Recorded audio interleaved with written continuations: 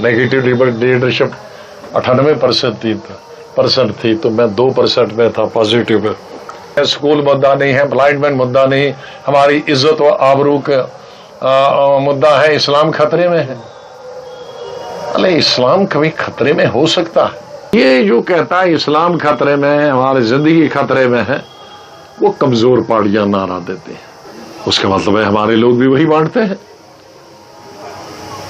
और उनको कहते हैं कि भाई मुसलमानों को तुम्हारा धर्म खतरे में है। ये भी तो बांटना ही हुआ ना, ये भी तो मजहब के नाम पे लेना हुआ ना। ये 98% मुसलमानों में कहते हैं इस्लाम खतरे में है, 98% को कोई हाथ उंगली लगा सकता है? मैं सोचता था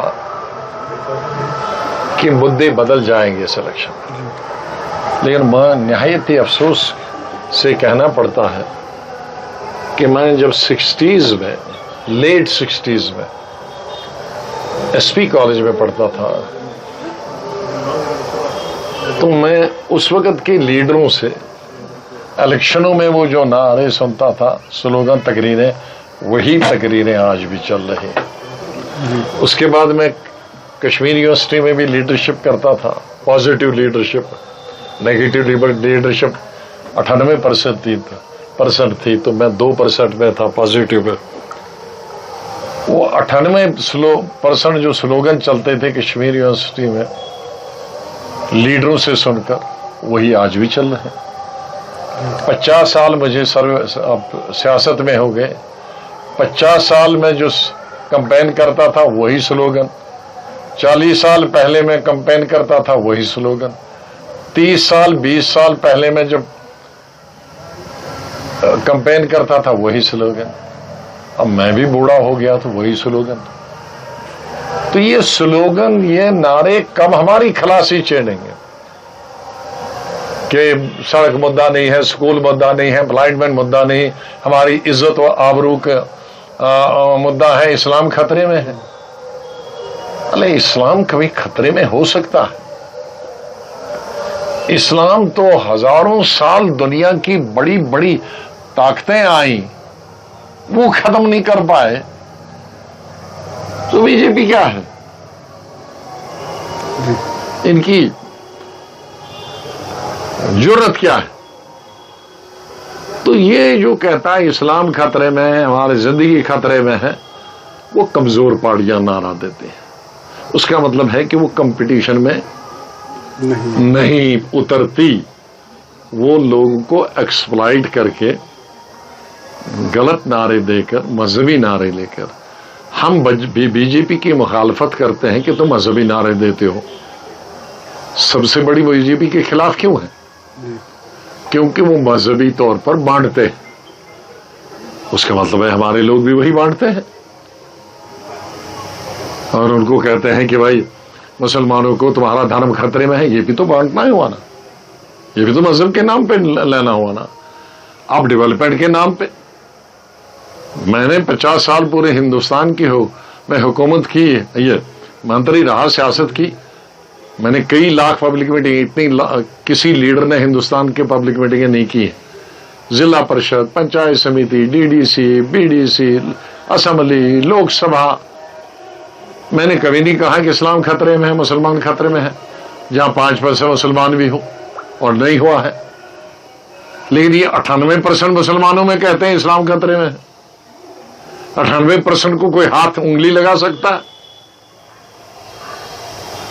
बच्ची बड़ी जम्मू का मुसलमान कहता तो मैं बताऊं, वहां नहीं कहता। कश्मीर का 98% वाला मुसलमान कहता हमें, क्योंकि ये थे 95-96% मुसलमान, लेकिन कश्मीरी पंडित निकल गए। अब 2% है, 2% सिख हो, वो भी उसमें सिख है ज्यादा, तो एक तरीके से 99% ही है, क्योंकि सिख भी तो माइनॉरिटीज ही है।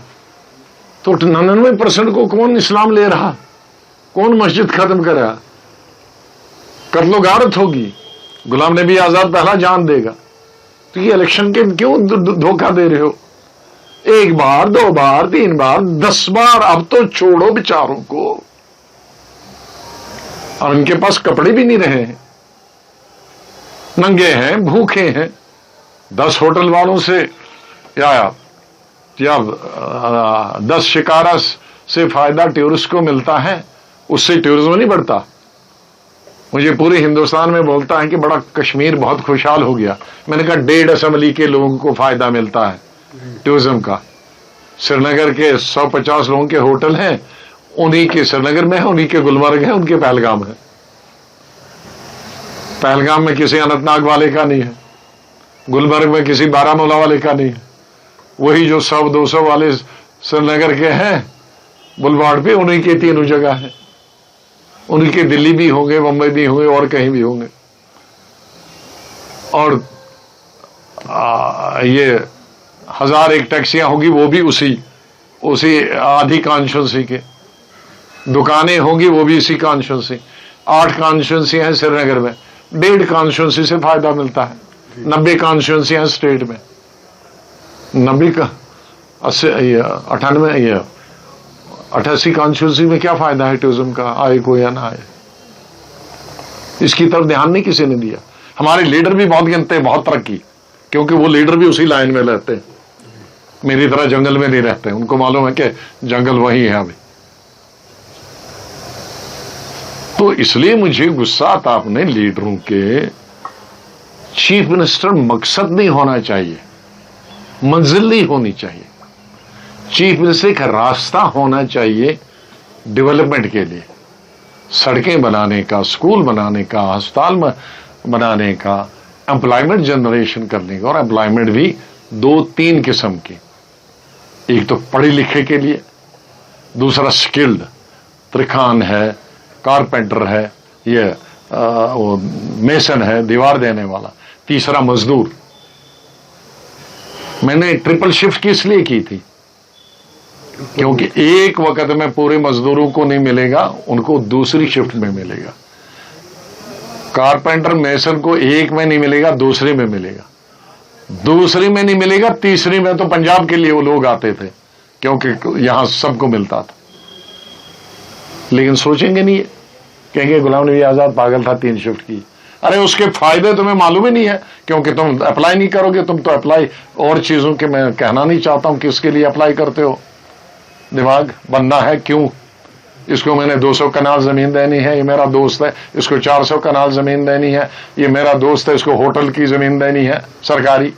غلام نبی آزاد نے 1 انچ زمین نہ اپنے لیے اور نہ اپنے رشتہ دار کے لیے دیا, 1 انچ. اور یہ قسم کھا سکتا ہوں شاید ہندوستان کا پہلا چیف منسٹر ہوں جس نے الیکشن تک کے لیے بھی ایک نیا پیسہ, اور پبلکلی کہا نہ میری پارٹی کو دینا کیونکہ میں نے ایتھورائز نہیں کیا, نہ مجھ کو دینا. میں نے دلی والوں کو کہا میں پیسے نہیں دوں گا, الیکشن لڑنا ہوگا تو پیسے دینا, اور میں الیکشن نہیں لڑوں. تو اس سوچ میں انفٹ. تو میں سوچتا ہوں کہ اگر میں چھوڑ چھاڑ کے کیوں آیا تھا, کہ آخر میں 2.5 سال کوئی زیادہ نہیں ہوتے, لوگوں کو تو 60 سال ملے حکومتیں کرنے کے لیے. لیکن مجھے تسلی ہوئی کہ میں 2.5 سال میں بہت کچھ کیا, اور اگر انسان چاہے کرنا تو بہت کچھ کر سکتا.